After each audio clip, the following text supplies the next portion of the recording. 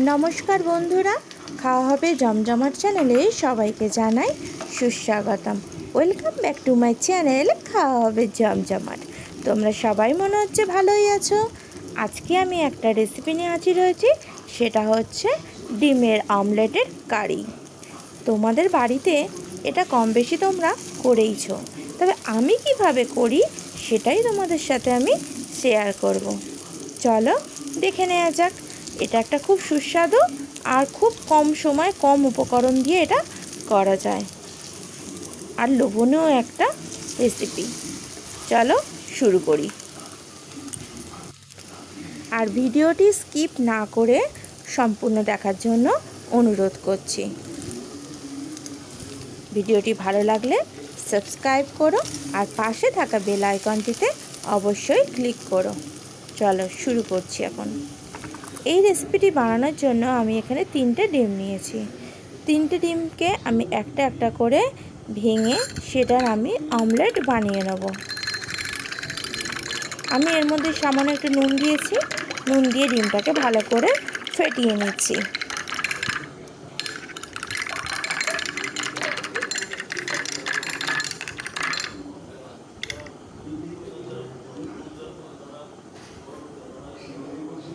এতে তেল দিয়ে দিয়েছি, তেল গরম করবার জন্য।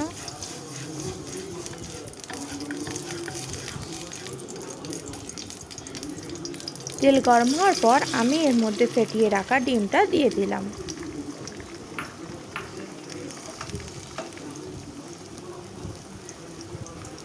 এবার এটাকে আমি ভেজে নেব।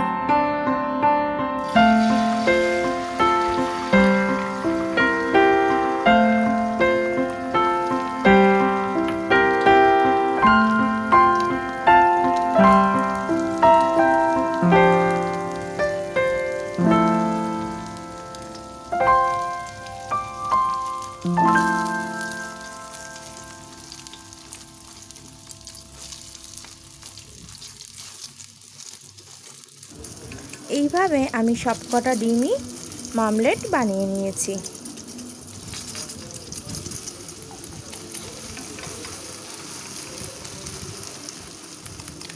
এখন এটা গ্রেভিটা বানানোর জন্য আমি এখানে একটা টমেটো, হাফ ইঞ্চি আদা কুচি, 4 কোয়া রসুন, 3টে কাঁচা লঙ্কা আর 2টো মাঝারি সাইজের পেঁয়াজ কেটে নিয়েছি। এবার এইগুলোকে আদা, রসুন, লঙ্কা দিয়ে একটা পেস্ট বানিয়ে নেব। আর এর মধ্যে দিয়ে দিচ্ছি আমি 1 ইঞ্চি মতো দারচিনি, 2টো এলাচ, 2টো লবঙ্গ, আর দিয়ে দিয়েছি 2 চামচ জল ঝরানো টক দই। এটাকে আমি একটা পেস্ট রেডি করছি। পেস্ট বানানো হয়ে গেছে। এখন আমি এর মধ্যে দিয়ে দিচ্ছি কেটে রাখা পেঁয়াজের টুকরোগুলো, দিয়ে একসাথে আমি এটা মিক্সি করে নেব।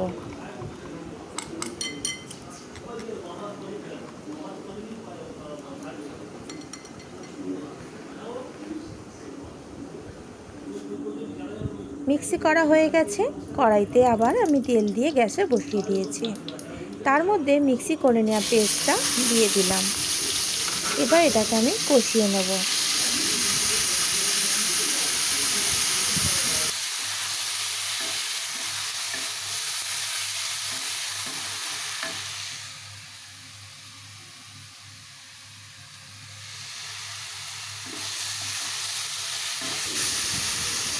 পেঁয়াজ রসুনটা আমার ভাজা হাফ মতো হয়েছে, এর থেকে এখন রসুন আদার গন্ধটা চলে গেছে। তাই আমি এর মধ্যে দিয়ে দিচ্ছি এখন কেটে রাখা টমেটোর টুকরোগুলো। এবার এটাকে আমি সমস্তটা একসাথেই কষাতে থাকবো।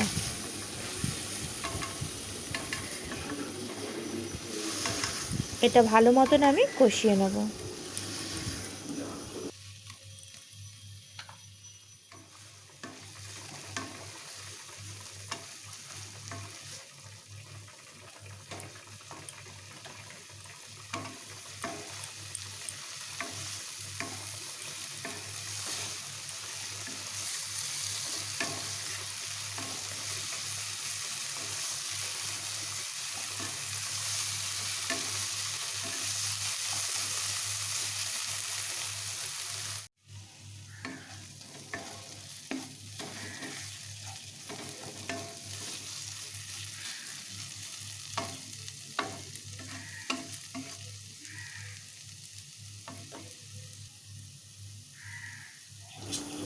টমেটো পেঁয়াজটা ভাজতে ভাজতে এর মধ্যে আমি দিয়ে দিচ্ছি 1 চামচ মতো গুঁড়ো হলুদ, স্বাদ মতো নুন, মিষ্টি,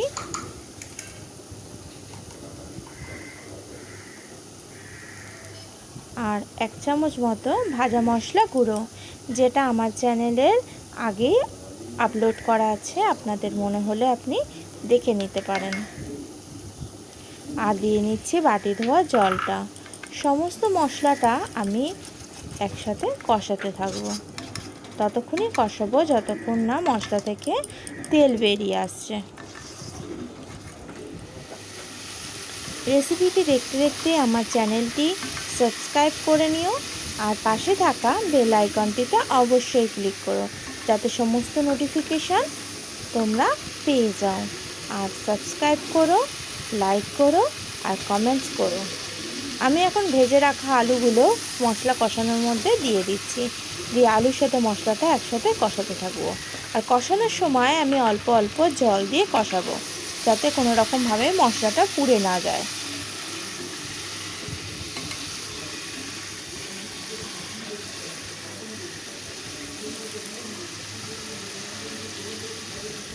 একটু চাপা দিয়ে কষাবো, যাতে আলুটাও নরম হয়ে যায় আর মশলা থেকে তাড়াতাড়ি তেল বেরিয়ে আসে। এবার ঢাকাটা খুলে একটু দেখে নেব আর একটু নাড়াচাড়া করে নেব।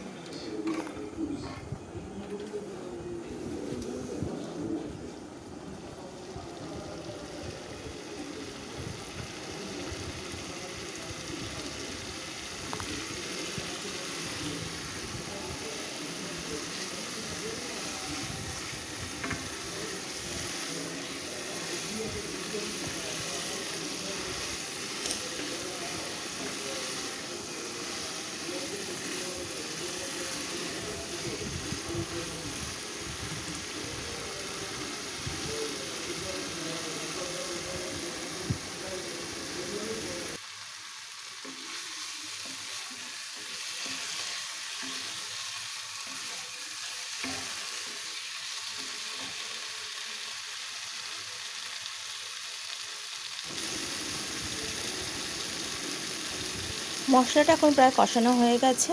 আমি এর মধ্যে দিয়ে দিচ্ছি গরম জল। তোমরা যে যতটা ঝোল রাখবে সেই হিসেবে তোমরা এখানে জল অ্যাড করবে। আমি খুব বেশি ঝোল রাখবো না, তাই আমি অল্প জলই এখানে অ্যাড করলাম। এবার এটাকে চাপা দিয়ে একটু ফুটতে সময় দেবো।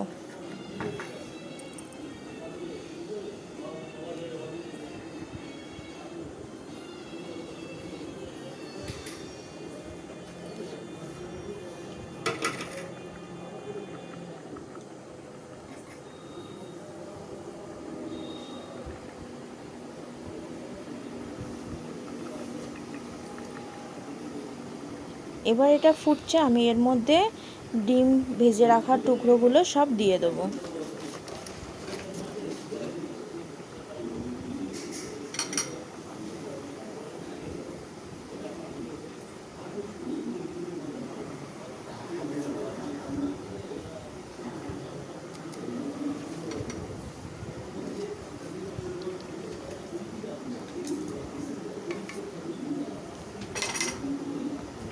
এবার উপর থেকে দিয়ে দিচ্ছি 3টে চেরা কাঁচা লঙ্কা আর দিয়ে দিচ্ছি কুচানো ধনেপাতা।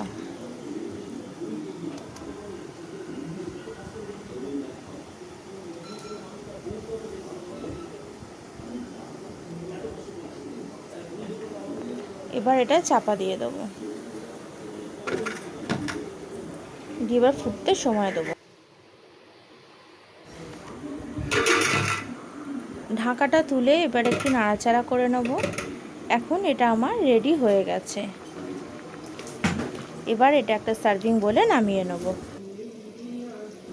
এখন আমার রেডি ডিমের অমলেটের কারি। তোমরাও ওইভাবে বানাও বাড়িতে, আর বানিয়ে অবশ্যই খেয়ে কমেন্টস বক্সে আমাকে জানিও তোমাদের কেমন লাগলো। আশা করি ভালোই লাগবে, আমারও এটা খুবই ভালো লেগেছে। গরম ভাতের সাথে এরকম একটা রেসিপি যদি হয়, খাওয়াটা তো জমেই যাবে। আর সমস্ত রেসিপিটাই ঘরে থাকা উপকরণ থেকেই তৈরি হয়েছে। ডিম তো সবসময় আমাদের ঘরে থাকেই। চটপট আর দেরি না করে বানিয়েই ফেলো, আর আমাকে অবশ্যই জানিও। রেসিপিটি সম্পূর্ণ দেখার জন্য তোমাকে জানাই অনেক অনেক ধন্যবাদ। ভালো থেকো, সুস্থ থেকো, আর আবার অন্য কোনো দিন অন্য কোনো রেসিপি নিয়ে দেখা হবে। আজ তবে আসি,